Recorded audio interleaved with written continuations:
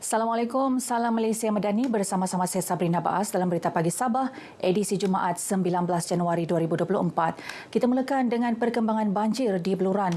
Setakat 8 malam tadi, jumlah penduduk yang berlindung di Pusat Pemindahan Sementara PPS, SMK Pamol kekal 30 orang daripada 16 keluarga. Berdasarkan infografik Sekretariat Jawatankuasa Pengurusan Bencana Negeri JPBN Sabah, penduduk terdiri 13 lelaki dewasa, 6 wanita dewasa, 5 kanak-kanak lelaki dan 6 kanak-kanak perempuan. Sementara itu, PPS Rumah Pengerusi JPKK Kampung Kokos yang menempatkan 69 orang sebelum ini ditutup 2 petang semalam. Bekalan air di kawasan utara Kota Kinabalu, Pusat Bandaraya dan Daerah Tuaran dijangka bertambah baik menjelang ujung bulan ini.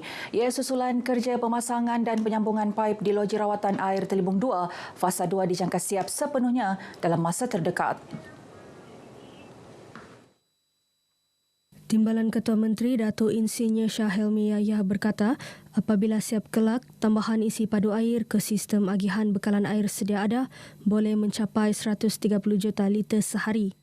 Kesannya akan turut dirasai oleh penduduk di daerah Putatan. Datuk Shah Helmi yang juga Menteri Kerja Raya menyatakan demikian dalam perkongsian di laman Facebooknya selepas lawatan tapak ke loji rawatan air Telibung 2 bagi meninjau status kerja pemasangan dan penyambungan paip di loji ini. Lawatan ini juga bagi melihat sendiri operasi rawatan air Telibung 2 Fasa 2 yang telah siap pada awal Disember lepas. Menurut Datuk Shah Helmi, perbincangan tentang pilihan untuk jajaran paip seterusnya juga diadakan bagi mengoptima pengeluaran isi padu air terawat selaras dengan kapasiti reka bentuk loji-loji air di Telibung yang mampu mencecah sehingga 180 juta liter sehari. Kementerian Pembangunan Luar Bandar KPLB Sabah mewujudkan 2 jawatankuasa baharu bagi memastikan kelangsungan agenda memperkasa penduduk luar bandar.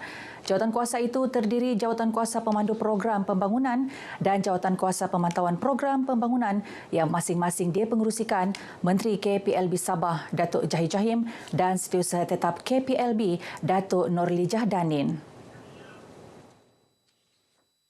Perkara itu diumum Menteri Pembangunan Luar Bandar Negeri Datuk Zahid Jahim dalam Majlis Amanat Menteri tahun 2024 di Dewan KPLB. Katanya penubuhan jawatankuasa tersebut bagi memastikan program pembangunan dilaksanakan dengan lebih efektif dan efisien. Selain itu, Datuk Zahid berharap capaian data masa nyata dapat diakses dengan pantas dan mudah selari kemajuan teknologi dan revolusi industri 4.0. Katanya KPLB juga perlu memastikan penambahbaikan dari segi sistem, peraturan proses kerja dan penghasilan agar benar-benar memberi manfaat kepada rakyat. Sepanjang tahun lalu, kementerian ini telah mencatat beberapa pencapaian memberansangkan. Ini termasuk penyaluran 100% peruntukan kuota untuk pelaksanaan 1,500 unit Rumah Sabah Maju Jaya SMJ kepada semua pejabat pelaksana. Setakat 31 Disember 2023, 1,023 unit rumah telah siap dibina. Tahun ini Ministri akan meneruskan apa yang baru kita terokai. Selama ini telah bertambah satu, iaitu memberi kemudahan rumah bagi mereka yang termiskin. Terdahulu, Datuk Zahid menandatangani buku pelawat dan merasmikan konter khidmat pelanggan Bilik Mesyuarat Kulintangan Blok A serta Dewan Rafflesia. Pertubuhan Keselamatan Sosial Perkeso Sabah mengambil inisiatif memperluaskan kemudahan rehabilitasi melalui kerjasama strategik dengan sebuah hospital pakar swasta. Memorandum persefahaman MOU antara Perkeso dan KPJ Sabah sudah ditandatangani. Pengarah Perkeso Sabah, Dr. Muhammad Ali Hindia berkata, melalui MOU itu pihaknya menyediakan platform dari segi rawatan neuro, robotik dan cybernetics. Kita menempatkan cyberdyne kita yang merupakan satu alat yang boleh membantu memulihkan pekerja yang kehilangan upaya, bedridden misalnya, untuk kembali pulih. Dr. Muhammad Ali memberitahu RTM ketika ditemui selepas kunjungan hormat beliau terhadap pengarah penyiaran Sabah, Salma Hashim, di Kompleks Bersepadu Kementerian Komunikasi. Kunjungan bertujuan merapatkan hubungan antara Perkesoh dan RTM khususnya dalam penyebaran maklumat yang tepat kepada rakyat, khususnya golongan pekerja. Dr. Muhammad Ali menambah beberapa inisiatif lain juga akan dilaksana tahun ini melibatkan dana kerjaya. Para graduan yang baru menamatkan pengajian, penganggur tegar, OKU dan juga banduan yang di Parut ini akan mendapat sokongan ataupun insentif penggajian. Ya. Maknanya industri yang menggajikan mereka ini akan dapat insentif daripada pihak kerajaan sebanyak RM1,500 seorang untuk tempoh 6 bulan. Kongres Kesatuan Pekerja-Pekerja di dalam Perkhidmatan Awam QPEX mengambil inisiatif mengadakan lawatan solidariti ke Hospital Tuaran. Lawatan diketuai Presidennya, Datuk Dr. Adnan Mat.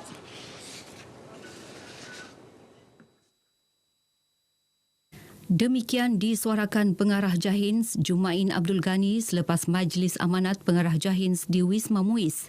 Katanya Hala Tuju Jahins sebagai institusi yang bertanggungjawab dengan agama Islam akan terus diperkasa sebagai panduan dalam menambah baik sistem penyampaian perkhidmatan kepada masyarakat.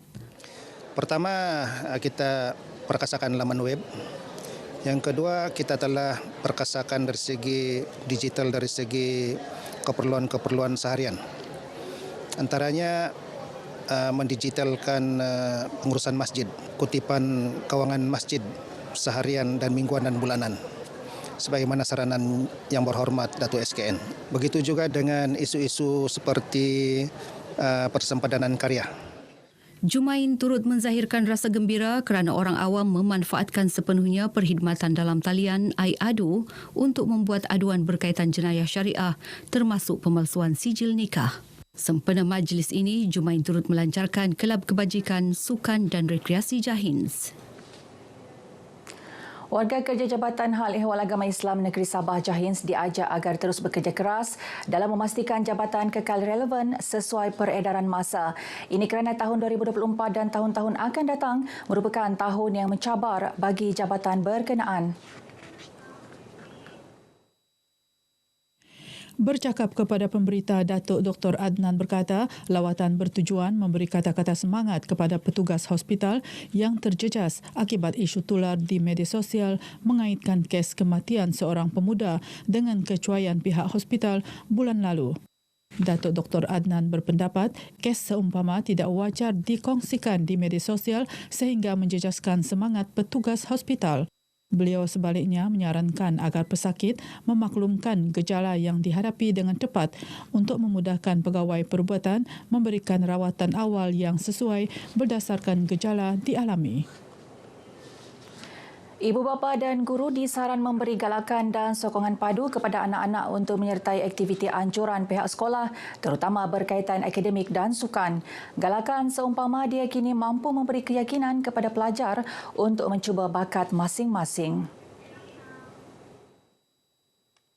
Ahli Parlimen Sepitang Datuk Mat Bali Musah berkata kerjasama antara ibu bapa dan guru tabika kemas wajar dijadikan contoh kerana mereka sama-sama berusaha meningkatkan pencapaian murid dalam bidang akademik dan sukan. Hari ini saya akan percaya kolaborasi terbaik di kalangan guru-guru, kemas dan keseluruhan ibu bapa memang cukup cantik dan tinggal kita untuk memperhalusi mana yang perlu dan kita harus mengharapkan supaya gabungan ini akan terus terjadi. Datuk Mat Bali memberitahu RTM selepas merasmikan Hari Apresiasi Kanak-Kanak Tabika Kemas Daerah Sepitang sesi 2023-2024 di Dewan Serbaguna Sepitang. Beliau berkata aktiviti ko-kurikulum merupakan pelengkap keberkesanan proses pembelajaran sekaligus melahirkan anak-anak yang seimbang dalam aspek sosial, emosi, fizikal, intelek dan rohani seawal usia kanak-kanak. Majlis apresiasi ini melibatkan 240 kanak-kanak dari 18 buah tabika kemas sekitar Parlimen Sepitang. Sambutan pada hari ini adalah amat menggalakkanlah di hari apresiasi di Parlimen Sepitang ya. So seperti kita tahu pada hari ini dia melibatkan lebih kurang 240 lebih kanak-kanak, juga 18 tabika. Sekian paparan Berita Pagi Sabah kali ini menyusul selepas ini Berita Pagi Sarawak dari sungai hingga ke segara Palestin pasti merdeka.